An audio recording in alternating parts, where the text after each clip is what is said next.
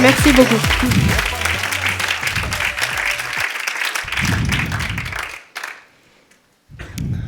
Avant tout, vous dire que pour moi, ça représente beaucoup d'être là, devant vous. Et ça représente d'autant plus que je vais vous parler d'un sujet qui me touche particulièrement. Ce sujet, c'est pour vivre libre, vivons conscients. Et pourquoi ça me touche ? Je vais vous expliquer un petit peu pourquoi, en vous donnant un petit peu les clés de mon parcours. J'ai, comme peut-être certains d'entre vous d'ailleurs, eu un début de carrière très classique. Voilà, j'ai fait des études d'ingénieur, j'ai été embauchée très rapidement, j'ai travaillé. Et puis, très rapidement, je me suis posé des questions, en fait, sur ce parcours-là. Et finalement, avec le recul,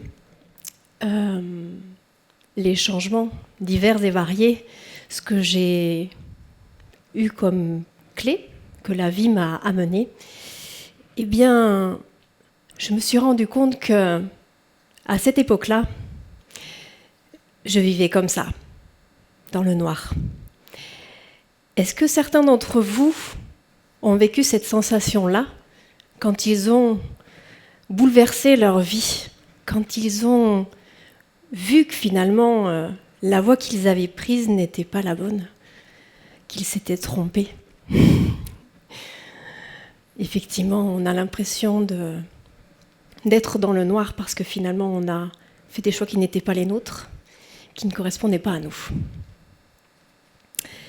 Et puis, on commence à mettre de la lumière, à trouver des clés. Alors, moi, mes inspirations, ça a été Louise Hay, ça a été Wayne Dyer, Deepak Chopra. Sans doute que ces personnes vous parlent. Oui, est-ce que pour certains d'entre vous, ça les a aidés? Oui, à y voir plus clair.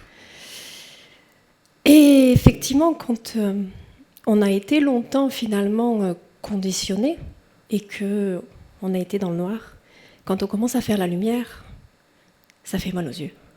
Oui, effectivement, ça fait mal aux yeux.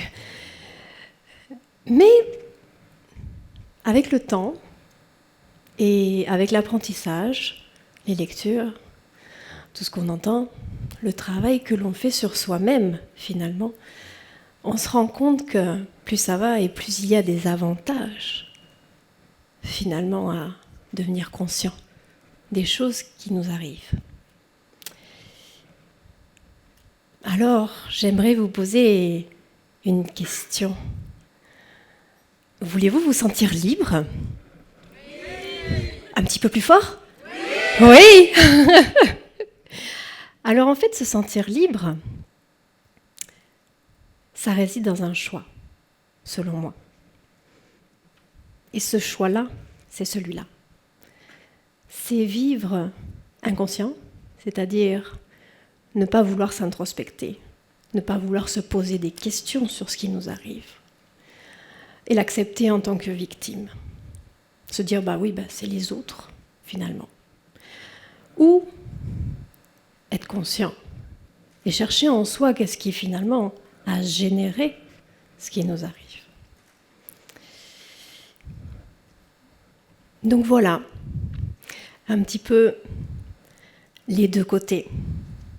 Et le choix, il est là. Soit on rend les autres responsables, on perd son pouvoir, on est une victime, on se plaint. Ou alors, on reprend son pouvoir, on devient conscient et on nettoie ce qu'il y a à l'intérieur de nous. Mais voilà, c'est pas si simple. Et oui, beaucoup d'entre vous, j'imagine la très grande majorité d'entre vous, ont déjà fait un très grand travail sur eux-mêmes. Mais voilà, il y a toujours des choses à nettoyer, toujours des choses qui refont surface. Et c'est ça, être toujours dans cette dynamique-là. Et comme le dit Lise Bourbeau, eh bien, Si tu n'as pas réussi à tout nettoyer dans cette vie-là, c'est pas grave. Tu vas revenir. C'est pas grave du tout. Et puis si une deuxième vie n'est pas suffisante, eh bien, peut-être une troisième ou encore une autre. C'est pas important. Mais ce qui est fondamental, c'est d'être dans cette dynamique-là. De toujours avancer. En réalité, tout se résume à ces points-là. Vivre là, être présent à qui on est, à ce qui se passe autour de nous. Et puis, penser à son corps aussi. On l'a entendu ce matin, c'est vrai l'importance. On est beaucoup trop dans notre tête. Savoir que derrière tout ce qu'on fait, tout ce qu'on dit, il y a toujours une intention. Et c'est important de connaître l'intention que l'on met derrière les phrases qu'on dit, derrière les actes que l'on dresse. Et puis, savoir aussi comprendre les émotions qui nous traversent. C'est pas toujours facile. Et puis voilà. Avoir confiance en la vie. Parce que, je vous assure, qu'elle nous offre toujours, je dis bien toujours, ce qu'il y a de mieux. Malgré les moments difficiles où parfois on perd pied, ça m'est arrivé à moi aussi et ça a dû vous arriver à tous ici, eh bien c'est toujours important de faire le point après, de reconsidérer ces événements et de se dire qu'est-ce que j'ai appris de ça? En quoi ça a pu me faire grandir? C'est aussi ce que je dis quand je dis chercher à tirer des apprentissages de la vie. Personnellement, ce sont mes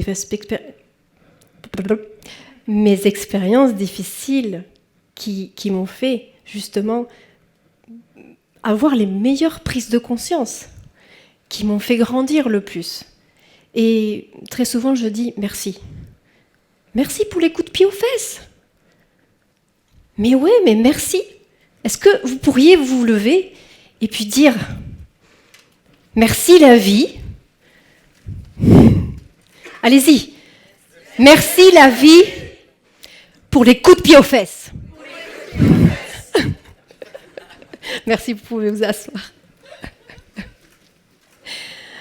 Et puis le dernier point, et non le moindre, il est très important de ressentir de la gratitude pour tout ce qui nous arrive.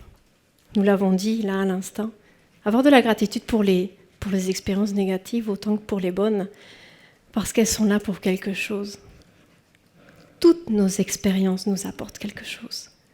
Elles sont toutes là pour nous faire voir des choses que parfois on n'aimerait pas trop voir.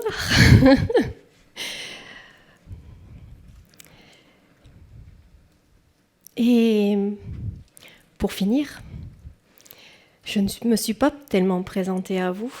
J'ai commencé dans le vif du sujet. Alors voilà, moi, il y a 1 an, j'avais fini d'écrire ce livre qui s'appelle « Je choisis d'être moi ». Ce livre, c'est l'aboutissement pour moi de 7 ans d'introspection, de travail sur moi, de recherche. Et j'ai voulu livrer une méthode qui permette aux personnes justement de se retrouver elles, d'être plus conscientes, d'avoir des outils simples, pragmatiques, parce que très souvent c'est ce qui